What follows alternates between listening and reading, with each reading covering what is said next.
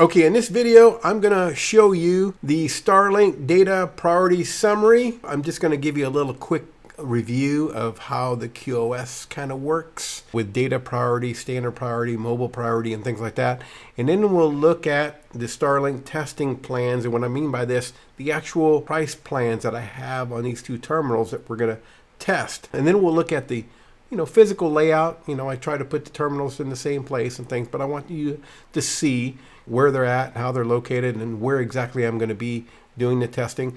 And then we'll actually do the speed testing. And what do you know? I caught some deprioritization. So we'll see how that works. And that's really cool to actually watch it and see yourself be deprioritized and, one prioritized over another when everything else is the same. So join me and let's check it out. Let me summarize the Starlink priority.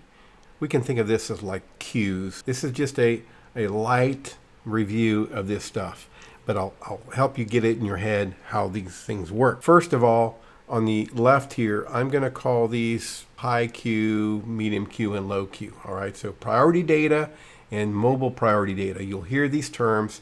This means you're on the top of the stack. You're getting priority from anyone else that's around your area that's connected to the birds, the gateways, the POPs, and things like that.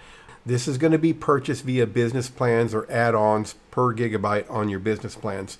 You can add this to your standard data plans, but let's just not muddy the waters right now. Okay, the standard data. This is where if you go buy a terminal today at the Home Depot, or you go online, get a Gen 3 terminal, or what they call the Gen 4, the version 4 kickstand terminal. This is where you're going to get unlimited and standard plans. Okay, so you're below priority or the business plans, and you get unlimited space. Obviously, it's under the top tier, right? So if it's congested as far as the business users in your, let's say, sector, you're going to get behind them. And then you have this thing called mobility data. Okay, that's this one right here. And the reason I colored these two the same is because they're confused a little bit. So let me try to parse this out. So again, this is, let's say it's one queue at the bottom of the stack. If you buy the mobile plan, so when I talk about this on this video, you'll see I have one terminal on the mobile plan. That mobile plan is the bottom of the stack. So I have one terminal on the mobile plan, and I have one terminal on the standard plan. All right, standard fixed, mobile being mobile, right? Now you can do a Gen 2 or Gen 3, either or, on standard or mobile.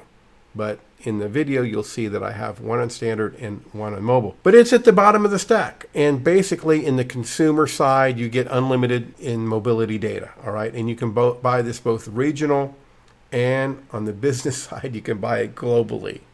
And I know that sounds weird, but let's continue. And then you have this mini mobility data. Now, is that a different queue? Well, it was thought that it was, but if you read very carefully in the fair use policy, it's not, okay? This is a set amount of mobility data. So you can buy the mini, just released a couple of weeks ago.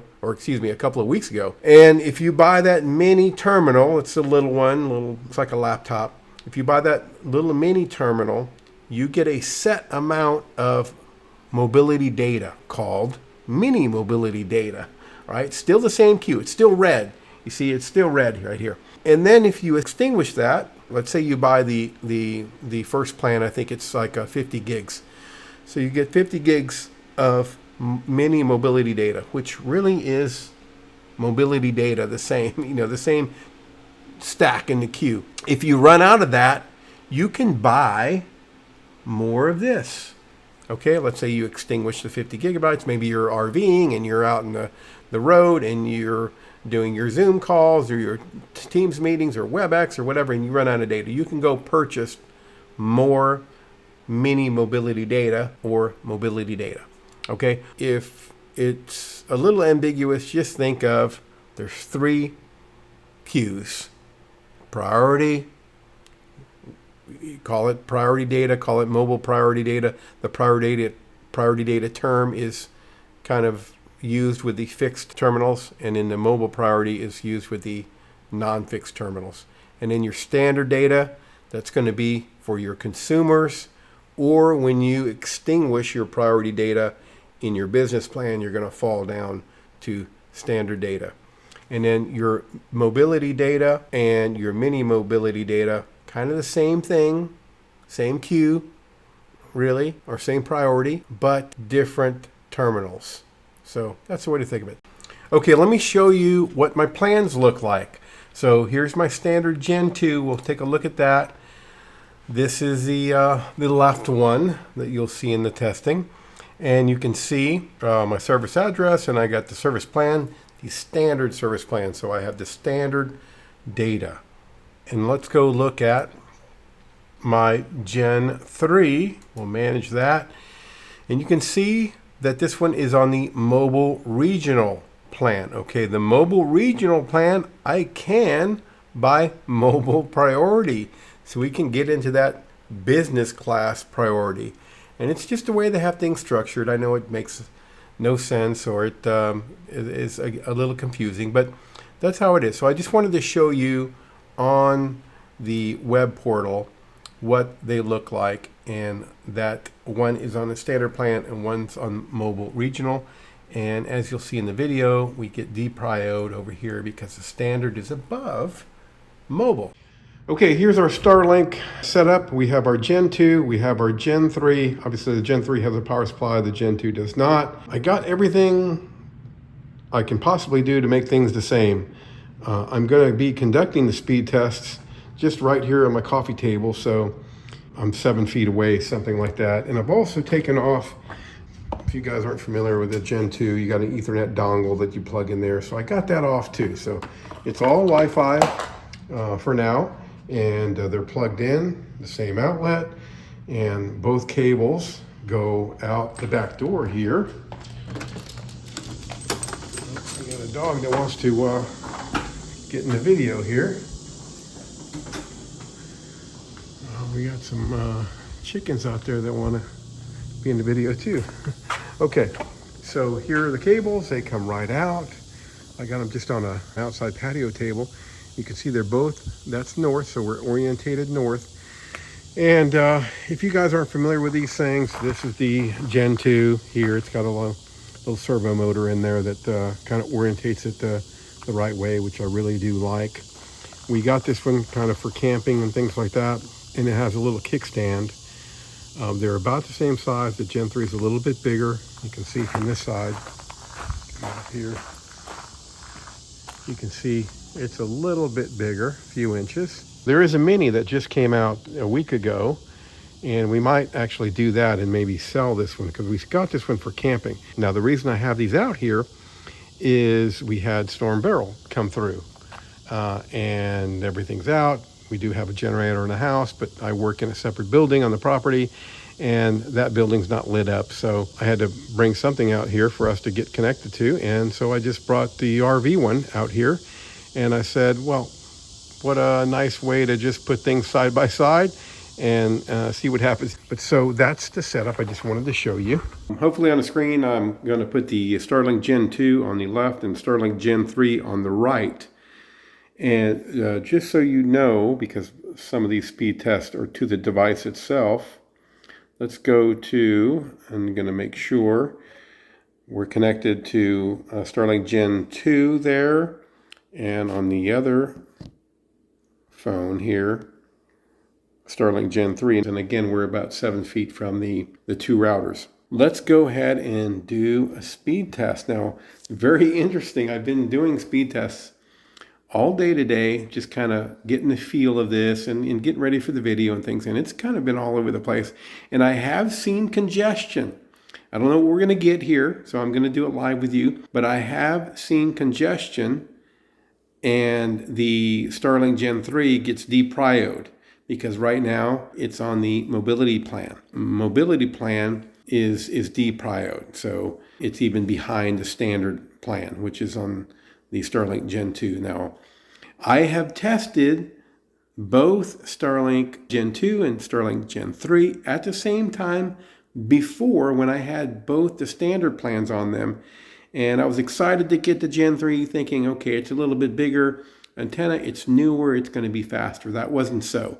They were about the same. Again, today I did get Starlink Gen 3 Deprio. There was obviously congestion because it lasted for a little while. I was getting half of what I got on the Starlink Gen 2, which isn't Deprioed. Okay, so enough of that stuff, and let's do the speed test. So I'm going to click on the speed test here, and I'm going to try to start these at the same time. And oh, awesome. We caught some deprioritization. So this is great. So I usually get 80 to 100 megs on a Sunday. It's you can see on the screen there, it's 5:39. So I know for a fact there's quite a few people around here that do Starlink, because I do live in a rural area, and Starlink is kind of a hit around here. So let's run this several times. Okay, and you see now we don't have congestion, and I'm getting about the same on both. Even the Starlink Gen 3 outperformed, that's great. What about uploads? Okay, Starlink Gen 2 looks like takes the win on the upload. Starlink Gen 3 takes the win on the download. I'm going to do a couple more of these. Again, trying to run them at the same time. Okay, see, there might be some congestion, and Starlink's managing my data, right? They're doing what their fair use policies says they're going to do. On my particular plan on the Gen 3, I'm getting deprioed. Let's do it one more time. There we go, getting deprioed. So yeah, they're doing what they're supposed to be doing. Now, without running them on both, I'll run it on the Gen 3 first. Okay, that's a large delta right there, so we're definitely getting deprioed over here on the Gen 3. Let's run this one independently. Yeah. Maybe I'm causing the congestion. Yeah, hopefully not. Okay, no, it got deprioed again. Okay, let's do it again. Getting 6 up, something like that. I mean, I got out in the mountains in Colorado. I mean, I was getting, hopefully I can stitch that into, I was getting 80, 100, something like that, and 20, 30 up. I'm going to run that again.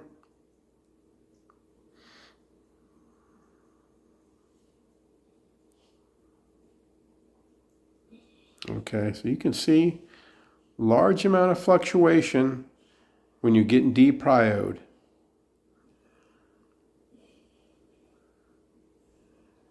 Okay, we'll do the same thing. We'll run a couple on the Starlink Gen 3, which is on standard plan.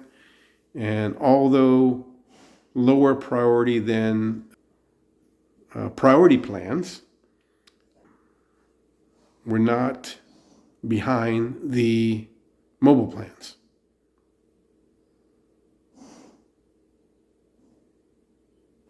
Okay, and since we ran it twice, I believe, on the Gen 3, we'll run it twice over here too.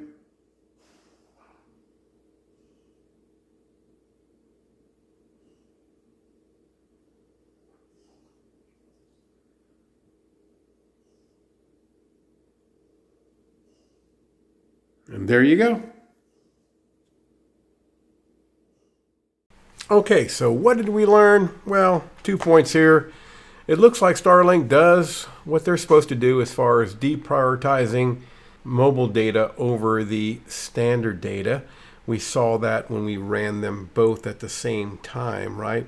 Probably causing my own congestion here. But it did what it was supposed to, it looked like. And it does seem, when testing independently, the Gen 3 does slightly outperform the Gen 2. So there you have it. Thanks for watching, and hope you learned something.